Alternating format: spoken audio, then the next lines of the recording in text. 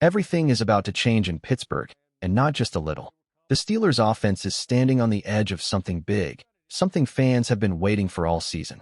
After the bye week, when this team faces the Cleveland Browns in Week 6, get ready, because what's coming next could flip the entire story of their season. If you've been worried about the Steelers' offense, today's update might just give you a reason to breathe again, and even smile a little. But before we get into the latest news, make sure to subscribe to the channel, like this video, and don't forget to press the bell icon so you never miss fresh updates from the world of the black and gold. Alright, let's move on to the new news. Now here's the deal. Pittsburgh hasn't been throwing deep much this season. That's been a major concern for a lot of fans. You watch the games, and you're thinking, where are the long bombs? Where's that aggressive downfield attack?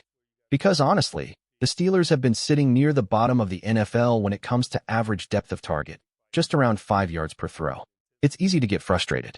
You see short passes, screens, and checkdowns again and again. But here's where it gets interesting. The Steelers are number 1 in the entire NFL in yards after the catch. Yes, you heard that right. DK Metcalf, the Steelers' new number 1 wide receiver, is leading the league in YAC, and that's a big deal. It means the strategy is working. Instead of forcing risky deep throws, Aaron Rodgers is getting the ball out fast, letting his playmakers, guys like DK Metcalf and Jalen Warren, turn short passes into big plays. It's smart football. It's calculated.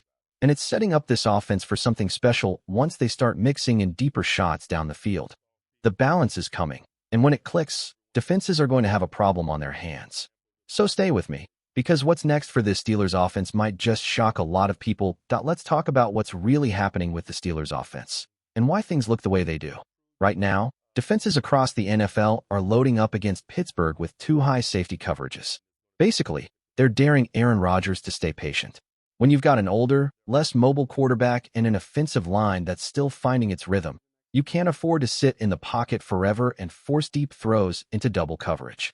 So what's Rodgers doing? He's playing smart football. He's taking what the defense gives him, short, quick passes that let his playmakers go to work. And honestly, that's exactly what you want from a veteran quarterback who understands the game better than almost anyone. Think about it. Why force a risky throw 40 yards downfield when you can hit DK Metcalf or Jalen Warren in stride and let them do the damage? That's not playing scared, that's playing efficient. And if you look at the numbers, Rodgers isn't struggling. He's actually thriving within the system. Despite having the lowest average depth of target in the league, just 4.9 yards, he's still averaging 7.3 yards per attempt. That means the short game is working. His passer rating is top 10 in the NFL. He's top 5 in touchdown passes, and his completion rate is 3% above expectation, ranking him among the top 12 quarterbacks in that category. No, he's not playing at an MVP level right now, but he's far from the struggling quarterback some people make him out to be. The numbers tell a different story. He's playing smart, efficient, and controlled football that keeps this offense steady until the big plays open up. So while critics focus on what Rodgers isn't doing, the Steelers quietly keep doing what works, moving the chains, controlling the tempo, and waiting for the right moment to strike deep. Stay with me, because the next part of this story gets even more interesting. Let's be honest, some people out there just don't get it. They look at Aaron Rodgers and say he's not throwing deep, he's not taking chances, he's not flashy enough. But they're missing the bigger picture completely. Rodgers isn't playing scared, he's playing smart. He's managing the game with precision, protecting the football, and leading this team to wins. The Steelers are sitting at 3-1. And that's not a coincidence. It's the result of disciplined, calculated football. But here's where things get exciting, because change is coming. After the bye week, when the Steelers face the Cleveland Browns in Week 6, expect something different. A major shift is on the horizon for this offense, one that could redefine how they attack defenses for the rest of the season. Recently, during their game in Dublin, the Steelers quietly tested a new look, their jumbo 12 and 13 personnel packages. Now, for those who don't live in playbooks, that means lining up with 2 or even 3 tight ends, creating raw power up front. Imagine 7 massive blockers on the field at once, 5 offensive linemen, plus Darnell Washington and Spencer Anderson, who slides in as an eligible tight end. The result? Pure domination. The Vikings tried to stop them using the same light defensive looks other teams had used, 2 high safeties, nickel formations, and they got steamrolled. The Steelers ran straight through them, controlling the line of scrimmage, setting the tone, and reminding everyone what Pittsburgh football really looks like. And the most impressive part? They did it without Jalen Warren, their top running back. Yet this was still their best rushing performance of the entire season. Most yards, highest yards per carry, total control. This wasn't just a one-time experiment. It looked like a statement, a preview of the identity the Steelers want to carry into the rest of the year. Stay with me, because this new look offense might be the beginning of something that takes the Steelers from good to downright dangerous. Something finally clicked for the Pittsburgh Steelers, and it happened the moment they decided to unleash those jumbo formations. Against the Vikings, the Steelers didn't just play physical football, they owned the trenches. With 7 big bodies up front, Pittsburgh pounded out 121 rushing yards, averaging nearly 5 yards per carry. That's the kind of ground game that wears down defenses and silences stadiums. Before this shift, the Steelers tried to balance power and finesse. They leaned on Jonnu Smith and Pat Freiermuth at tight end, both solid receivers, but not the kind of blockers who can dominate in the run game. The plan was to stay versatile, big enough to run, quick enough to pass. But in reality, it wasn't working. The blocking wasn't clean, the offensive line wasn't getting push, and defenses knew it. Opponents sat comfortably in 2 high safety formations, daring Pittsburgh to run. And because the Steelers couldn't punish them on the ground, those defenses had no reason to change. But that all changed once Spencer Anderson and Darnell Washington stepped in. With both of them on the field, everything felt different.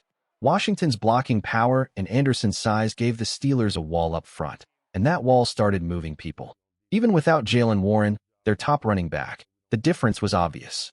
Kenneth Gainwell, who'd been quiet earlier in the season, suddenly came alive. Holes opened, drives extended, momentum built.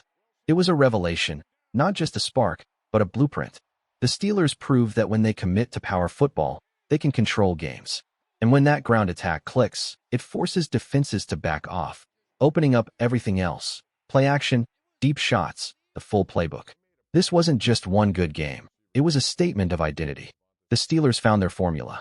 Now the question is, can anyone stop it?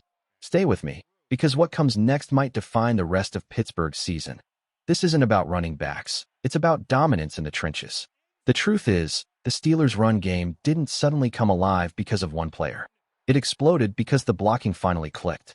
With the extra size up front, Spencer Anderson added as that 6th lineman and Darnell Washington sealing edges like a monster, Pittsburgh finally found its rhythm. This new setup gives them a real physical advantage every time they line up to run the ball. And that's exactly how Arthur Smith's offense is meant to operate. His system starts with the ground game. You pound the defense, force them to load the box with extra safeties, and then, boom, you strike deep through play action. In the early weeks, Pittsburgh couldn't get there. Defenses didn't fear the run, so they sat back in those 2 high safety shells, shutting down the deep throws and forcing the offense to stay short and predictable. It worked for a while, but now, things are different. The film doesn't lie. This jumbo formation is working. Defenses won't be able to sit back anymore. They'll have to respond. That means getting heavier, playing more 1 high, or even 0 high safety looks, stacking the box just to survive the run. And when that happens, that's when the fun begins. Because once those safeties creep down, Aaron Rodgers will finally have the freedom to attack deep. You'll see that average depth of target shoot up. You'll see DK Metcalf, Calvin Austin III, and Roman Wilson start getting real vertical chances. And even Scotty Miller, one of the team's sneaky fast deep threats, could start finding openings behind defenses. This is the transformation Steelers fans have been waiting for. A balanced, unpredictable, and dangerous offense built on raw power and precision passing. The kind that makes defenses guess and pay. Stay with me, because this evolution might just turn the Steelers into one of the most complete offenses in football. But there's always a catch. And for the Steelers, it comes down to one tough reality.